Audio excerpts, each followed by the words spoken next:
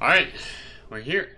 I really don't want to do this. Come on, we came all this way out to this asylum in the middle of nowhere so that we could, like, do this. Go ghost hunting. Like, you said you would do it. Let's do, just, take a moment, collect yourself, and let's go. But it looks so creepy. That's the whole point. That's the whole point. You promised me you would do this for me. So, come on. I'll get out. I'll get the gear ready. And you just take a moment, collect yourself, and then let's go. Fine. All right. Thank you. Man, this place is like really ran down. Hold on. What? Did you just hear that? Hear what? That noise. It was like a scraping noise or something. Quit messing No, around. like, I'm serious. Like, how do you not hear that? Don't hear anything. Oh my god. We gotta go.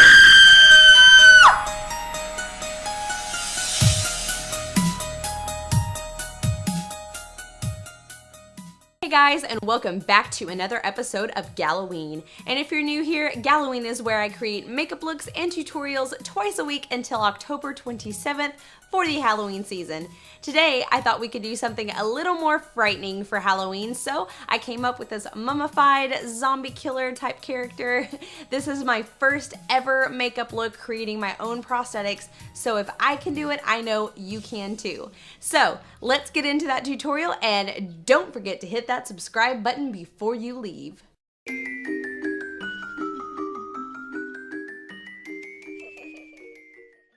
Alright, so starting off with the most important part, which is gluing down our eyebrows. Basically between each layer of glue stick, you want to make sure that's completely dry, and then set it with some translucent powder until those are flat to your face. The reason we're doing this and being so diligent with it is because we are working with liquid latex and we don't want any eyebrow mishaps. Now I'm taking some eyeliner kind of as my guide, and I'm separating one side of my face from the other.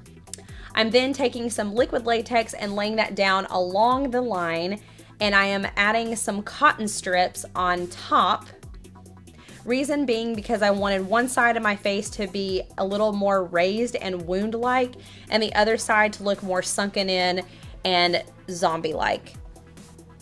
Now I'm separating some tissue paper into one ply. I'm laying down some liquid latex and then tearing away the edges of the tissue paper. This is going to provide more of a seamless look when we apply the liquid latex, and it doesn't look as obvious and fake. Now you're just going to pinch that tissue paper and lay it down on top of that liquid latex, and then you're going to lay liquid latex along the top.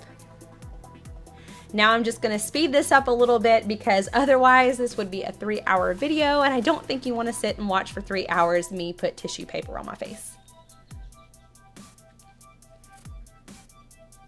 Also, you want to be very, very careful around the eye area because let me tell you from experience, liquid latex in your eyeball completely sucks.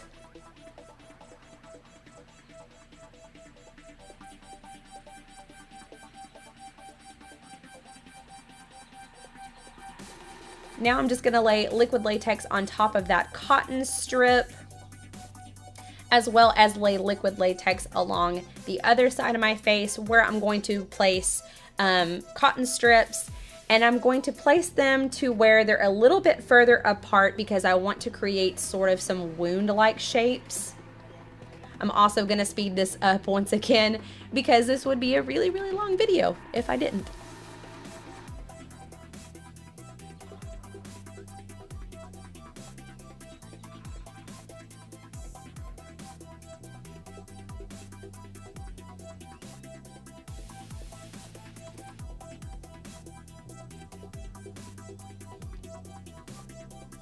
Now, because I wanted a little bit more texture on the wound side of my face, I added some tissue paper like in the depths of the wound area, and then I'm ripping it away with my fingers and then laying the liquid latex on top.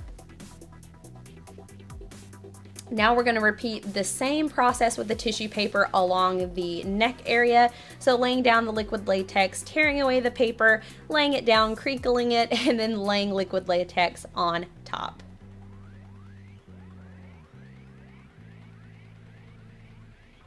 This is a really, really cool effect if you want kind of wrinkled, decrepit looking skin. And it's super, super easy. Now I'm just kind of tearing holes to look like wounds.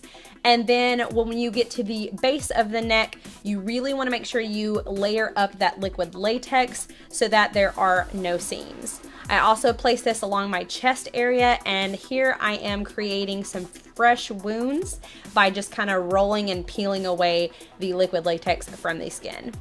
Now I'm setting some translucent powder over the liquid latex. This is because as latex dries, it does become quite shiny, which looks very less skin-like.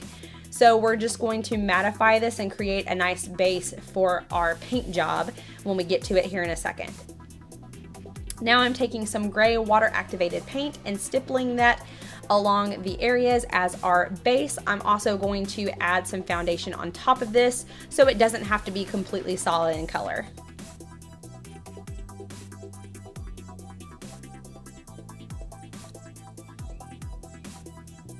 Now I'm going in with this dark brown purpley shade and filling in the eye socket areas to make them appear a little bit more sunken in. I also go in with this matte black shade and go around the very edges, and then on the eyelid itself, I go in with both a dark navy color and a dark plum shade, all to kind of create that very mummified, Walking Dead sort of thing.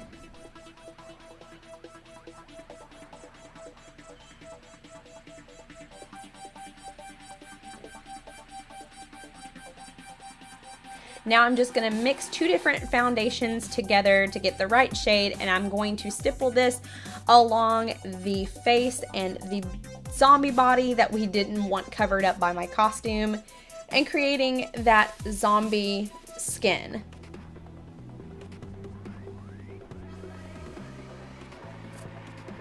Now ignore the green that I put in the wound areas. I do go back and repaint this because I just didn't like the way that it was looking.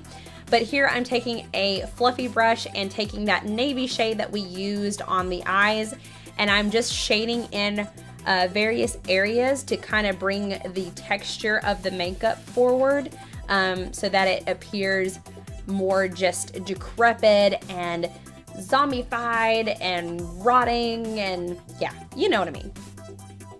Now I'm going in with some browns and some plum shades, and also doing the same shading technique, just basically going along the areas that I wanted to bring out the texture in and shading them. I also go in with this really tiny fluffy brush, and I go in with kind of a blackish brown shade, and the areas that I wanted to look super, super raised, I went along the top of them so that you really, really saw the texture. Now I'm going in with a gray lipstick. I do go back and change this as well, so that the lips looked like they were just rotting. Now I'm going in with some red and filling in those wound areas. I do go back with a black and some purples just to make it look like it was old blood, because we are a zombie.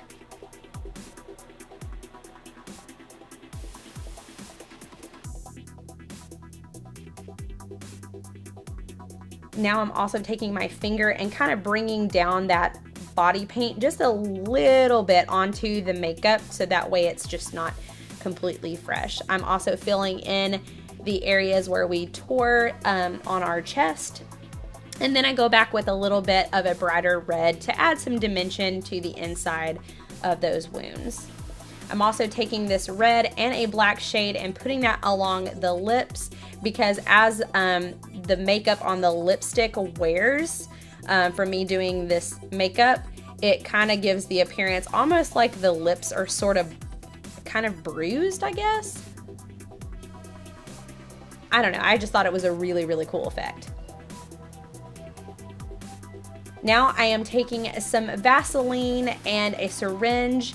I saw Raw Beauty Christie use this technique, and basically you just kind of fill in the areas of your wounds just to make them look like they're infected and have pus coming out. I know that's really, really gross. And now I'm taking my vampire blood and just dripping that from the wounds and catching it with my tissue because I didn't want it to go in my eyeball because, you know, that would hurt. And then I'm gonna line the waterline. And that's all she wrote. You are a horribly terrifying zombie killer. So break out the camera to capture the hilarity as you scare the you-know-what out of everyone that passes by. Thank you guys so much for watching, and also liking, commenting, and subscribing. If you like this video, please give it a thumbs up. And if you'd like to see more, then make sure you hit that subscribe button so you don't miss out, as well as that notification bell to know when a video goes live. Love you guys so much, and I'll see you in my next video.